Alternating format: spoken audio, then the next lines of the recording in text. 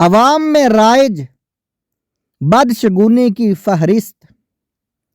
کسی کام کا ارادہ کیا اور کسی نے طریقہ کار میں نقص کی نشاندہی کر دی یا اس کام سے رک جانے کا کہا تو اس سے بدشگونی لیتے ہیں کہ اب تم نے ٹانگ اڑا دی ہے تو یہ کام نہیں ہو سکتا۔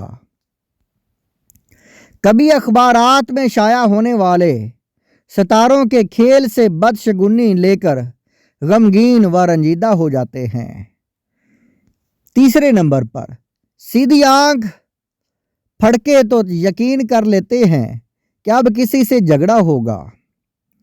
عید اگر جمعے کے دن ہو جائے تو اسے حکومت وقت پر بھاری سمجھتے ہیں۔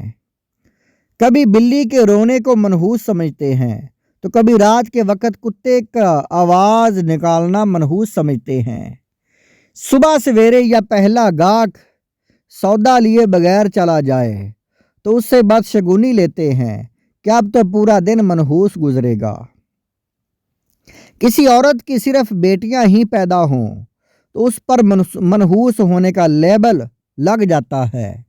حاملہ عورت کو میت کے قریب نہیں آنے دیتے کہ اس سے پیدا ہونے والے بچے پر برا اثر پڑتا ہے۔ بیوہ عورت کو دلہن کے سر پر ہاتھ نہیں پھیرنے دیتے کہ یہ بدشگونی ہے۔ خالی کینچی چلانے اور چابیاں گمانے پر یہ کہتے پھرتے ہیں کہ یہ فعل منحوس ہے۔ سورج گرہن کے موقع پر حاملہ عورت کو چھری یا کینچی استعمال نہیں کرنے دیتے۔ بدشگونی یہ لیتے ہیں کہ اس کا بچہ معذور پیدا ہوگا۔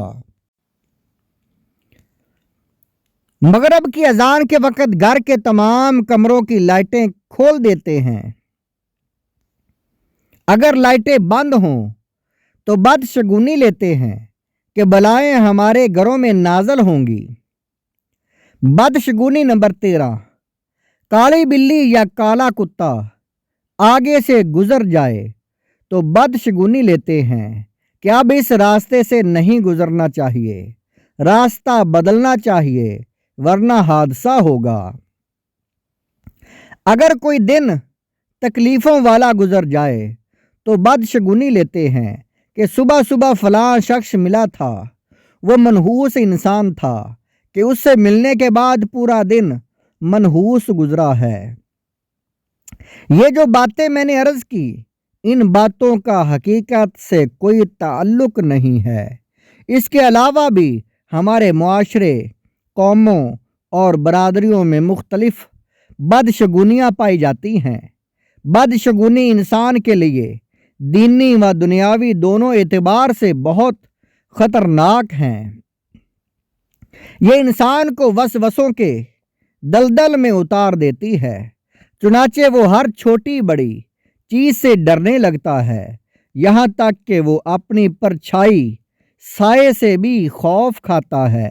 وہ اس وہم میں مبتلا ہو جاتا ہے کہ دنیا کی ساری بدبختی و بدنصیبی اسی کے گرد جمع ہو چکی ہے اور دوسرے لوگ پرسکون زندگی گزار رہے ہیں۔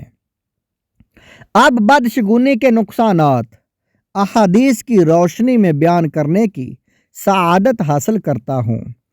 امام طبرانی علیہ رحمہ معجم الکبیر جلد نمبر 18 صفحہ نمبر 162 پر حدیث نمبر 355 نقل فرماتے ہیں، نبی پاک صلی اللہ علیہ وآلہ وسلم نے فرمایا، جس نے بدشگونی بری خبر لی اور جس کے لیے بدشگونی لی گئی وہ ہم میں سے نہیں۔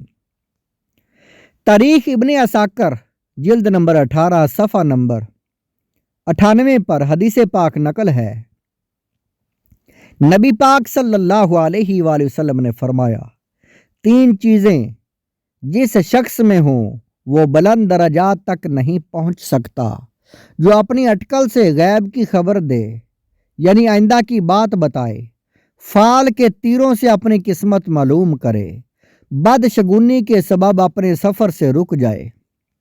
امام بخاری علیہ رحمہ اپنی کتاب ادب المفرد کے صفحہ نمبر 416 پر حدیث پاک نقل کرتے ہیں، حدیث نمبر 936 نقل فرماتے ہیں، عبداللہ بن مسعود رضی اللہ تعالیٰ عنہ نبی پاک صلی اللہ علیہ وآلہ وسلم سے روایت کرتے ہیں، آپ صلی اللہ علیہ وآلہ وسلم نے فرمایا، موسم حج کے موقع پر مجھے امتیں دکھائی گئیں تو میں اپنی امت کی کثرت دیکھ کر بہت خوش ہوا کہ ان کی وجہ سے پہاڑ اور چٹیل میدان بھر گئے۔